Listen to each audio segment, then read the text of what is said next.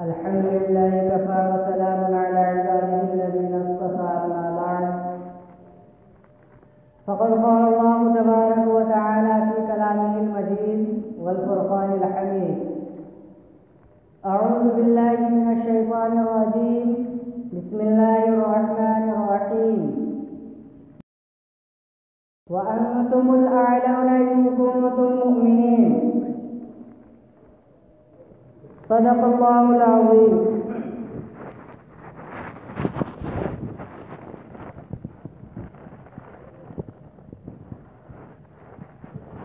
ابھی میں نے جو کلام پاک کی آیت کا تھوڑا سا ٹکڑا تلاوت کیا ہے، دونوں کے درمیان ایک خاص ربط ہے، ایک تعلق ہے، اور اس دنیاوی زندگی میں، اس امتحان گاہ میں ہمیں کیا کیا ملنے والا ہے، کن کن چیزوں سے ہم سرفراز کیے جائیں گے، ہم انعامات کے مستحق ہوں گے یا نہیں ہوں گے، یہ سارے طریقے اسی میں نکل جاتے ہیں۔ اگر اللہ تبارک و تعالی چاہتے تو ہمیں جانوروں میں پیدا کرتے، بیل بکری بھینس بھی بنا سکتے تھے، لیکن اللہ رب العزت نے ہمیں انسان بنایا، اور انسانوں میں سب سے چہیتے نبی اپنے محبوب سرکار دو عالم صلی اللہ علیہ وسلم کی امت نے پیدا کیا۔ اللہ تبارک و تعالی نے ہمیں کیوں پیدا کیا، اس کے بارے میں وضاحت فرماتے ہیں، ما خلقت الجن والانس الا لیعبدون، کہ ہم نے جو انسانوں اور جناتوں کو پیدا کیا ہے، پیدا کرنے کا مقصد صرف اور صرف یہ ہے کہ وہ ہماری عبادت کریں۔ اس شبہ میں نہ پڑیں کہ اگر ہم عبادت کریں گے تو اللہ کی ذات برتر ہو جائے گی، اللہ کی ذات بلند و بالا ہو جائے گی۔ نہیں، ایسا ہرگز نہیں ہے۔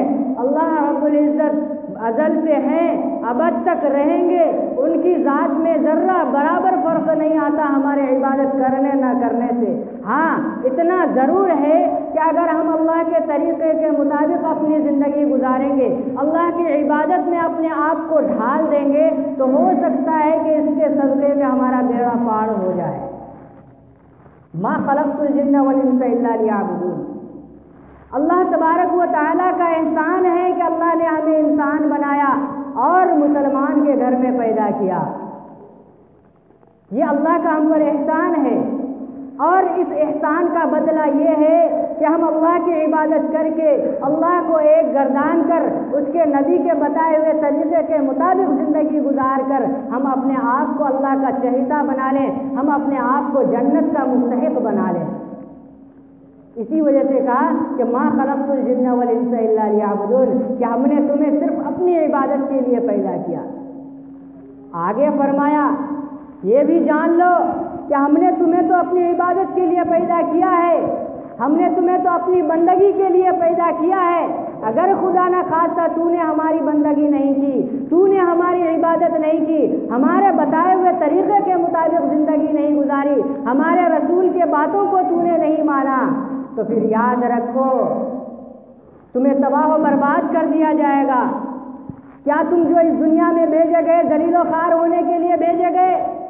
تمہارا مقام یہ ہے کہ تمہیں لوگ لات سے لتھیڑے، دھتکارے، تم ٹھوکر کھا کر زندگی گزارو؟ کہا نہیں، یہ بھی نہیں ہے، ہم نے پیدا کیا ضرور ہے، اس کے لیے تمہیں راستہ بتائے، اور فرمایا کہ دنیا میں تمہارے لیے سربلندی ہے، وَأَنْتُمُ الْأَعْلَوْنَ إِن كُنتُم مُؤْمِنِينَ، کہ سربلند کامیاب تم ہی رہو گے، بادشاہت تمہارے ہاتھ میں ہوگی، حکومت تمہارے ہاتھ میں ہوگی، اور سربراہی بھی تمہیں نصیب ہوگی، لیکن شرط ہے ان کنتم مؤمنین، کہ تم مومن ہو جاؤ، نبی کے طریقے کے مطابق زندگی گزارو، ہمارا معاشرہ نبی کے طریقے کے مطابق ہو جائے، ہم نبی کے بتائے ہوئے طریقے کے مطابق اپنے آپ کو ڈھال لیں۔ صحابہ کرام کس طریقے سے نبی کریم صلی اللہ علیہ وسلم سے محبت کیا کرتے تھے، ہم بھی ویسے کرنے لگے، تب جا کر کے ہوگا وَأَنْتُمُ الْأَعْلَوْنَ إِن كُنتُم مُؤْمِنِينَ۔ اور اگر ایسا نہیں ہوا، ہم نبی کی امت میں پیدا کیے گئے، پھر بھی ہمیں ذلیل و خوار ہونا پڑ رہا ہے، تو اس میں غلطی کس کی ہے؟ ہماری ہے۔ اس لیے کہ اللہ رب العزت ارشاد فرماتے ہیں دوسری جگہ کہ ظہر الفساد فی البر والبحر بما کسبت ایدی الناس، کہ آج جو تمہارے ساتھ حالات آ رہے ہیں، تمہیں گھر سے نکالا جا رہا ہے اور تمہیں در بدر کی ٹھوکریں کھانے پر مجبور کیا جا رہا ہے، تو یہ اللہ تبارک و تعالیٰ کو تم سے کوئی ذاتی دشمنی نہیں ہے۔ اللہ تبارک و تعالیٰ تمہیں برباد کرنا نہیں چاہتے، بلکہ تم نے ہی اپنے اوپر اپنے کردار کی وجہ سے، اپنے اخلاق کی وجہ سے، اپنے عادات کی وجہ سے عذاب کو مسلط کر لیا ہے۔ اللہ رب العزت کا عذاب صرف یہ نہیں ہے کہ ہم مر کر اللہ کے پاس گئے اور اللہ رب العزت نے ہمیں جہنم میں داخل کر دیا، یہ صرف عذاب نہیں ہے، بلکہ عذاب دینے کا طریقہ بہت ہے، ان کے طریقے مختلف ہیں۔ کئی طریقے سے ہمیں آزمایا جاتا ہے، کبھی ہمیں دولت دے کر آزمایا جاتا ہے، ہمیں کبھی ہمارا امتحان غربت میں ہوتا ہے، کبھی ہمارا امتحان غربت میں ہوتا ہے۔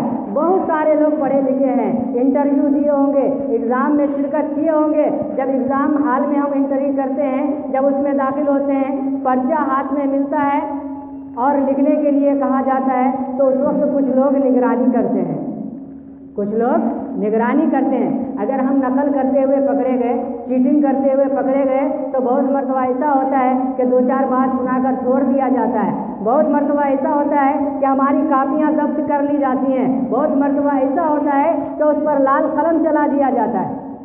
یہ طریقے ہیں سزا دینے کے۔ ٹھیک اسی طریقے سے یہاں دنیا دارالاسباب ہے، ہم یہاں امتحان گاہ میں موجود ہیں اور ہماری نگرانی اللہ رب العزت کر رہے ہیں، اس لیے انہیں حق ہے اگر وہ چاہے تو ہمیں دنیا ہی میں سزا دے دے۔ اگر ہم غلط کرتے ہیں، اگر ہم چوری ڈکیتی کرتے ہیں، چیٹنگ کرتے ہیں، نبی کے طریقے کے مطابق زندگی نہیں گزارتے ہیں، تو اللہ تبارک و تعالیٰ جو ہماری نگرانی کر رہے ہیں، ہر وقت ہمارا دیکھ بھال کر رہے ہیں، تو انہیں حق ہے کہ کبھی ہمیں کافی ہماری ضبط کر لے، کبھی ہمارے اوپر ایسے بادشاہ کو مسلط کر دے جو ہمارے گھروں کے درمیان گھس کر گھسپیٹی کرے۔ اس لیے کہ اللہ تعالیٰ کا وعدہ ہے، اللہ کا فرمان ہے، اگر تم نبی کے طریقے کے مطابق زندگی نہیں گزارو گے، اگر تم اس راستے سے ہٹے تو ہم تمہارے اوپر بادشاہ کو مسلط کر دیں گے، اور ایسے بادشاہ کو مسلط کریں گے جو تمہاری بہن بیٹی کے عزت کی دھجیاں اڑا دے گا، تمہاری بہن بیٹیوں کی عزت کو تار تار کر دے گا، ان کو گھر سے بے گھر کر دیا جائے گا۔ میرے معزز سامعین کرام، آپ اپنے معاشرے میں، اپنے ماحول میں اور اپنے سوسائٹی میں اندازہ لگا کر دیکھیے، طائرانہ نظر ڈالیے، کیا آج ہمیں ذلیل و خوار نہیں کیا جا رہا؟ ہماری بہن بیٹی کی عزت سلامت ہے؟ کیا آج ہمیں در در کی ٹھوکریں کھانی نہیں پڑ رہی ہے؟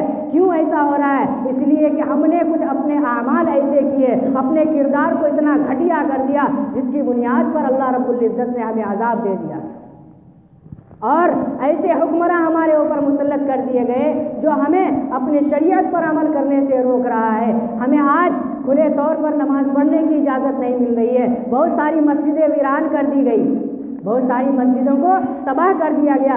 کیوں تباہ کیا؟ ان کی غلطی نہیں ہے، ہم اس کو تسلیم کرنے والے نہیں ہیں، غلطی اصل ہماری ہے کیونکہ ہم خود نہیں مسجد میں جاتے۔ آج ہم خود اپنی مسجدوں کو ویران کرتے ہیں، وہ تو صرف اتنا کیا ہے کہ ویران مسجدوں کی حفاظت کے لیے تالا لگا دیا کہ کوئی شیطان اس میں داخل نہ ہو جائے، یہی کہا جا سکتا ہے، ورنہ مسجد کا راستہ تو ہم خود بھول چکے ہیں، نبی کے طریقے کو تو ہم خود بھول چکے ہیں۔ معزز سامعین، ہم یہ نہیں کہتے کہ ایمان کا جذبہ ہمارے اندر باقی نہیں ہے، نبی کی محبت نہیں ہے ہمارے اندر، ضرور ہے۔ اگر نبی کی محبت نہ ہوتی، ایمان کا جذبہ نہ ہوتا، عبادت کا شوق ہمارے دل میں اگر نہ ہوتا، تو آج اتنا بڑا مجمع، اتنے لوگ یہاں پہ اکٹھا نہیں ہوتے۔ ان لوگوں کو دیکھ کر یہ اندازہ لگایا جا سکتا ہے، اور یقین کے ساتھ کہتا ہوں کہ ایمان کی چاشنی ابھی باقی ہے، ایمان کی حلاوت ہے ہمارے اندر، لیکن تھوڑا سا یہ بجھتا جا رہا ہے، ایمان کمزور ہوتا جا رہا ہے، جس کی بنیاد پر تھوڑی تھوڑی پریشانیاں ہمیں آتی ہے اور ہم اپنے ایمان تک کو تباہ کر دیتے ہیں۔ ایمان ہے، ایسا نہیں ہے کہ ہمارے اندر ایمان نہیں ہے، بس اس کو ہوا دے کر کے، اس کو بھڑکا کر کے تھوڑا سا بلند کرنے کی ضرورت ہے۔ چنگاری لگی ہوئی ہے، اس کو شعلہ بنانے کی ضرورت ہے، ابھی بھی نراش ہونے کی ضرورت نہیں ہے۔ اللہ رب العزت کا دروازہ کھلا ہے، ابھی بھی ہمیں چاہیے کہ ہم اللہ کے دربار میں حاضر ہوں، اپنے گناہوں کا اعتراف کریں، اگر عزت کے ساتھ، اس لیے کہ اللہ رب العزت نبی کریم صلی اللہ علیہ وسلم کے حوالے سے فرمایا کہ ہمارے دونوں ہاتھ میں لڈو ہے کہ اگر ہمیں دنیا میں کامیابی مل جاتی ہے، اگر ہمیں دنیا میں کامیابی مل جاتی ہے تو کامیابی خوش نصیبی ہے ہماری، اور اگر نہیں ملتی ہے، ہم مارے کاٹے جاتے ہیں تو بھی شہادت نصیب کرتے ہیں، وہاں جا کر ہمیں اس کا بدلہ ملے گا۔ ہر حال میں سرفرازی، ہر حال میں کامیابی ہمارے لیے ہے، لیکن بدنصیبی اور بدعقلی ہماری ہے کہ اللہ رب العزت تو ہمارے لیے سارے وسائل فراہم کر چکے ہیں، سارے دروازے کھول دیے، لیکن ہم ہی انہیں حاصل کرنا نہیں چاہتے ہیں۔ غلطی ہماری ہے۔ میرے معزز سامعین کرام، بہت سارے لوگ اس محفل میں ڈاکٹر ہوں گے، بہت سارے لوگ اس میں انجینئر ہوں گے، کیا انہیں آسانی سے انجینئر کا لقب مل گیا؟ کیا آسانی سے انہوں نے تعلیم حاصل کر لی؟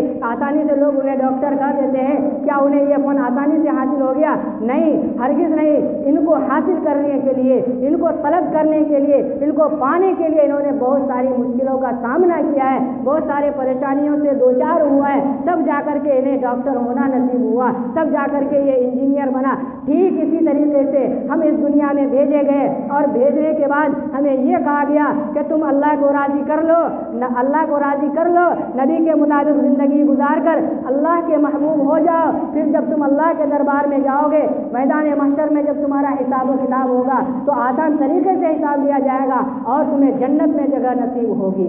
گویا کہ ہم اس دنیا میں اس لیے آئے ہیں کہ اپنے اعمال، اپنے افعال کے ذریعے جنت کو حاصل کریں، تو وہ ایک محبوب چیز ہے، وہ ایک محبوب چیز ہے، اور اگر ہم اس کو حاصل کرنا چاہتے ہیں تو اس کے لیے ہمیں دقت اور پریشانی کی پرواہ نہیں کرنی پڑے گی، بلکہ ہمیں تو اپنے ٹارگٹ پر نظر ہونا چاہیے۔ اپنا ہدف کیا ہے؟ جنت حاصل کرنا، اللہ کو راضی کرنا۔ اب اگر اس کے آڑ میں اس سے روکنے والی جو بھی چیز ہمارے سامنے آئے گی، ہم اس کا مقابلہ ڈٹ کر کریں گے اور ان کو دھول چٹا کر رہیں گے۔ یہ عزم، یہ ارادہ اور یہ ہمت ہمارے اندر ہوگی تو انشاءاللہ العزیز ضرور بھی ضرور دنیا میں بھی اور آخرت میں بھی ہمیں کامیابی ملے گی۔ اس لیے کہ اللہ تبارک و تعالیٰ نے ہم سے وعدہ کیا ہے کہ وَأَنْتُمُ الْأَعْلَوْنَ إِن كُنتُم مُؤْمِنِينَ، ارے سربلندی، سرفرازی تو تمہارے لیے ہے، سربلندی، سرفرازی، کامیابی، حکومت، ساری کی ساری چیزیں تمہارے لیے۔ شرط یہ ہے کہ ان کنتم مؤمنین، ارے تم پکے سچے مومن تو ہو جاؤ، پکے سچے مومن تو ہو جاؤ۔ تب دیکھو کس طریقے سے ہم تمہارے لیے وسائل کا دروازہ کھولتے ہیں، کس طریقے سے حکومت تمہارے ہاتھ میں آتی ہے، کس طریقے سے آج جو ہمیں آنکھ لگا کر بات کرتے ہیں، آج ہمیں جو ڈانٹ کر بات کرتے ہیں، ان کی یہ مجال نہیں ہے، ہم نے خود انہیں موقع دیا ہے، کیونکہ ہم نے اپنے آپ کو نہیں پہچانا ہم کتنا قیمتی چیز ہے کہ اگر ہم اس دنیا میں باقی نہ رہیں تو اس دنیا کا نظام نہیں چلے گا۔ اس لیے کہ نبی کریم صلی اللہ علیہ وسلم نے ارشاد فرمایا کہ اگر اس دنیا میں ایک بھی اللہ کہنے والا انسان باقی رہے گا